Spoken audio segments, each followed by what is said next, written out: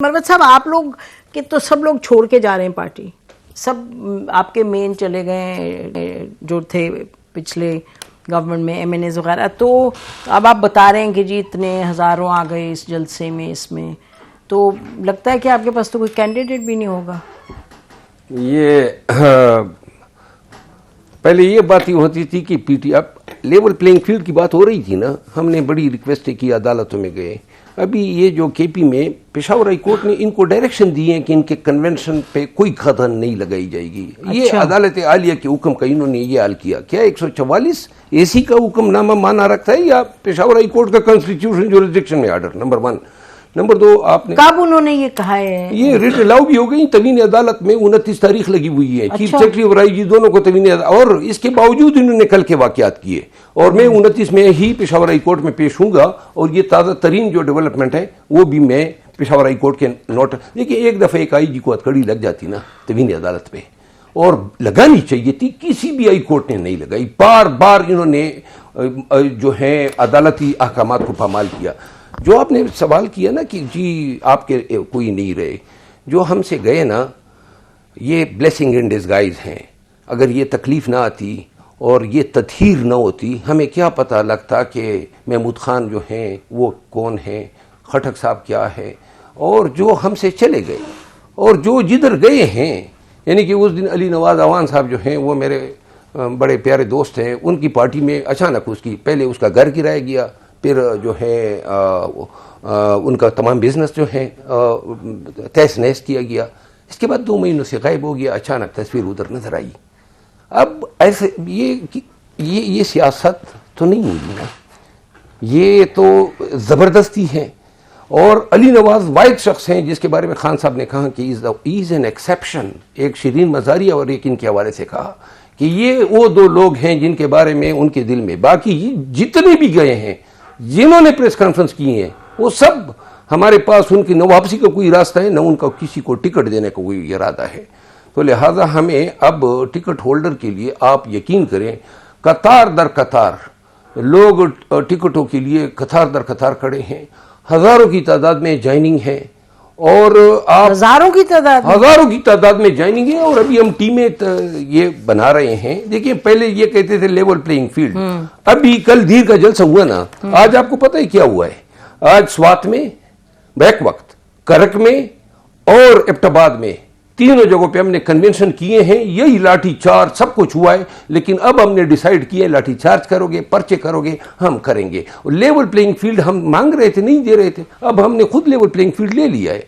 बस इसके तो बाद ये जो 3 इलाके उधर तसादुम हुआ है, जो हर जगह पे हुआ है, हर जगह पे आज हुआ है। सारा दिन जो है इन्होंने, आज मुझे उन्होंने गिरफ्तार किया, इस्लामाबाद पुलिस ने।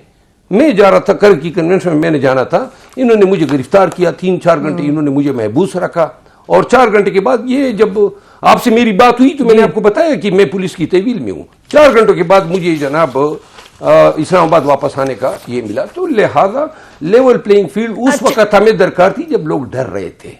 अब केपी के डर और उसकी बात नहीं है, लेकिन जो कह रहे हैं ना रोकड़ी साहब के, आपने एक तरीके से मुल्क तो चलाना है, और यानी कि माशरा चलना है, तसादुम तो होना नहीं चाहिए। एहसान ये बताइएगा आपके, अभी आपने कहा कि इनकी जो जैसी इन्होंने सियासत की है वो भुगत रहे हैं, लेकिन ये एक डायलेमा नहीं हो जाता सामने कि अब अगर पब्लिक इस तरह निकल रही है बाहर, कल का जो था वो तो नजर आ रहा था कि लोग निकलें, तो कोई वाया मीडियम होगा, क्या होगा आप बताएं थोड़ा सा। आप लोग भी, मैं फिर कहती हूँ कि आपकी पार्टी भी मुश्किल वक्त से गुजरी है, और गाहे बगाहे लोग हर पार्टी के करते रहे क्रिटिसाइज, फौज को भी, इसको भी। मई 9 तो बहरहाल has to be condemned roundly उसमें तो। और लेकिन आप देखें ना, ये 9 मई को कंडेम नहीं कर रहे।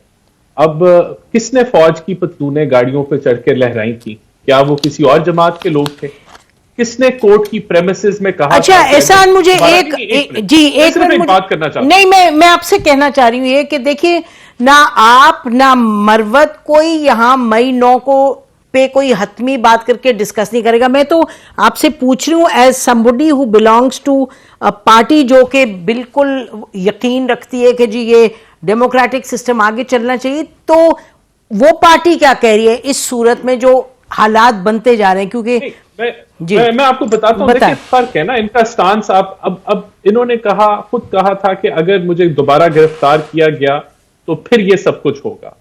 अच्छा, अब इस वक्त ये कह रहे हैं कि 9 मई हमने तो किया ही नहीं, ये तो किसी की साजिश थी।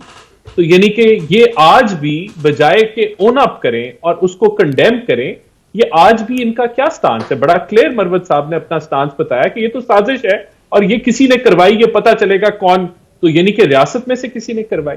तो फिर इसका मतलब ये है कि जब आप पतलूने आपने लहराई तो आप आज भी वही स्टांस लेके बैठे हुए हैं जो कि एक नेगेटिव स्टांस है, जिसने नफरत के बीज बोए, जिसने डिवाइसिव पॉलिटिक्स की, पोलराइजेशन की, जो अच्छी नहीं है इस मुल्क के लिए।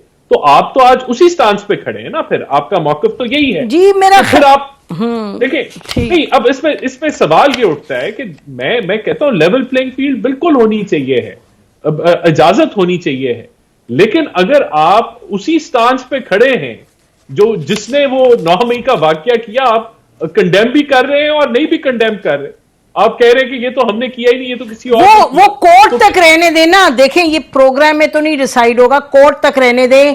जो लोग उसमें डायरेक्टली मुलव्वस नहीं पाए गए वो जेल से बाहर हैं। क्या आप चाह रहे हैं सारी जेल में चले जाए? मैं समझी, देखें ना, मैं ये नहीं चाह रहा, मेरा मतलब सिर्फ आपको सिर्फ एक मैं डिफरेंशिएट कर रहा हूं ना, ग्रे में मत खेले, ब्लैक एंड। देखें बात या आज आप जब ये कहते हैं कि ये हमने तो किया ही नहीं, ये तो किसी ने करवाया, ये तो कंस्पिरेसी हुई हमारे खिलाफ, तो फिर आप क्या प्रीच कर रहे हैं? आप फर्दर कंफ्यूजन फैला रहे हैं ना, आप और नफरत के बीज बो रहे हैं।